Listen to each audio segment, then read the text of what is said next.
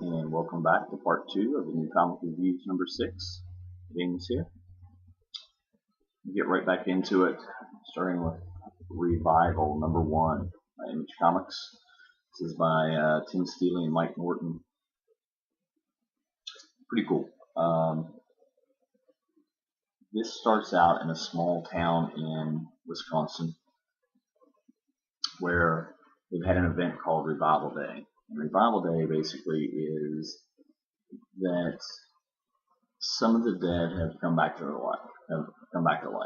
Now it's not zombie-ish in the fact where you have slow moving zombies, or you have the fast-paced runners that try to attack you and eat brains. These people just kind of came back to life. They're relatively normal. They can still have a conversation. They're just a little bit odd. So this area of Wisconsin is basically quarantined, and it's winter time. And you start off with your main characters, who are Dana, her son Cooper. At home, the son's outside playing. He sees some sort of alien, ghostish creature. His mom calls for him. He goes in, doesn't mention anything about seeing it, and she takes him off. And then you see the creature say his name, Cooper. We have no clue where that's going in the story. I'm curious to find out what that's about. You don't see anything else of this creature, and it starts into Dana gets to work, finds out that there was a horse that was killed. It wasn't actually a horse, it was something called a zorse, the Z. It's a cross between a zebra and a horse. They're used to show in animal shows, and she used to go find out what happened. Her father happens to be the sheriff. On her way to go find out, she runs into her sister Martha. So she picks her up. Her car ran out of gas, and she's like, "You can ride along, stay in the car." They go to this farm. She finds the Zorse. She finds these pills and like the blood where it had been spitting up blood, and it killed the animal. And it's heart medication. So she goes back. She's talking to the family, who is accusing the Moan family that lives next door to them of killing it. Of course, they're arguing, and she asks who has heart medication. I'm like, well, my mom used to take heart medication, but she is one of the revived from this Revival Day, and she kind of just hangs out in the barn a lot, just meet kittens in there. So she's like, well, I need to go talk to her. The mother freaks out. When they find her, she's pulling her teeth out of her mouth so she can put her dentures back in. Evidently, when these people come back to life, anything that's hurt or broken heals itself. So where she'd lost all her teeth and used to have dentures before she died, now those teeth have grown back and she can't wear her dentures. And she thinks she's an abomination. She kind of goes crazy, starts attacking everybody. And I'll leave the rest of it for you guys to read, but interesting little twist. And a very good start for a first issue.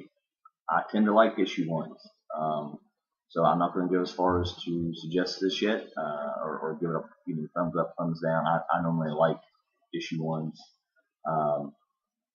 and I did enjoy this, but give it a couple of issues and we'll see what we think of it. But that's Image's Revival number 1. All right, Cross Badlands number 9. Into the story arc. We've got Steve, the last of the group, has gone. Basically, she sacrificed everybody along the way to make her escape. She's pregnant. She's about to have the child. She gets to this hotel near the beach. Probably was overrun by some other frost. She uses the last of her ammo to clear the place out. She sets up some traps so if anything comes, she's kind of a little bit safe. She's out of bullets. She kind of makes a spear out of a knife, and she's waiting to have a kid. So the twin girls and the lover who impregnated her, and a couple of the kids from the fat camp that are across, they're all crossed now, and they have tracked her to the hotel. They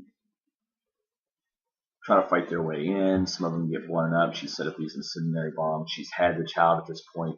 The kid won't stop yelling, so it's easy for them to find her. And as the place is blowing up, she escapes out the back with the kid. And finally, she's so weak. She sets the kid down. She's like, well, she's basically sacrificing the child so she can escape at this point. She gets part way, and she's like, she can't do it.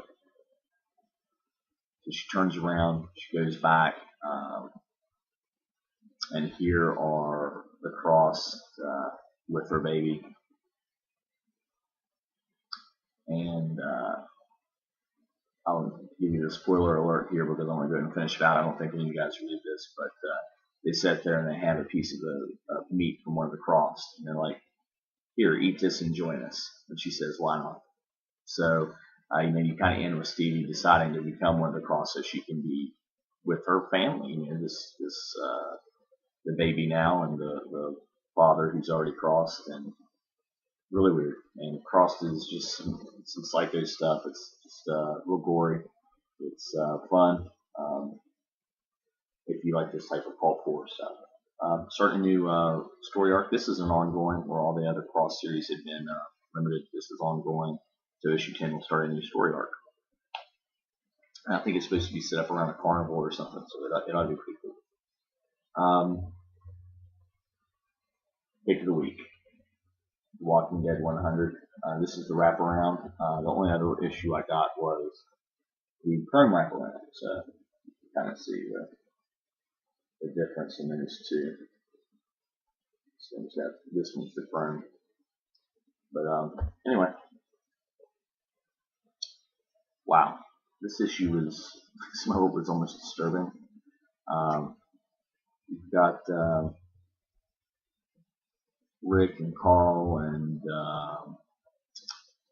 Maggie, a couple others. They're all heading towards the hilltop community, try to get some help because Negan's group of bandits or whatever they are have been attacking them. They lost Abraham. They've killed off everybody else that tried to attack him, but they're running low on ammo. They're running short of people, and they need help. So they're trying to go there to get some help.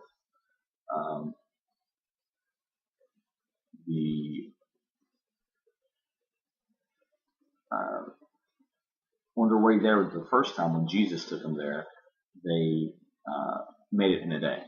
Well, they aren't traveling as fast. It's getting to be nighttime. So they decide they're going to have to stop on the side of the road, basically. And they do. And Negan's band of criminals, whatever they are, they catch up to him and they basically capture Rick and his group. So they line him up. He basically tells them, I'm not going to kill all of you because I'm going to take everything you have and I want you to work for me. So half of everything you have right now is mine. And in a week, half of everything you get will be mine as well. And I will be stopping by to take it. And you will not mess with me. So everything's like, but I also have to do something about this. You kill a lot of my men and I can't let that go. So he picks one of them out. He has a baseball bat. It's wrapped with barbed wire. And he beats this person's brains in. It's absolutely disturbing. I mean, I read Crossed and this disturbed me more. I mean, that's bad. That's what The Walking Dead's about, that nobody's safe. Even the main characters, they can get killed off. I'm not going to tell you which one it was, but I'm very excited for issue 101, see what happens. Because they have revenge set in their mind, but they're also fearful of what's to come. So I think Something to Fear was definitely the correct title for this story arc, and absolutely loved it. So that's my reviews for the week. Please comment, subscribe, like, dislike. If you dislike, please tell me why. For all my new subscribers, thank you for subscribing, and for all my old subscribers, We thank you for continuing to watch. Until next time.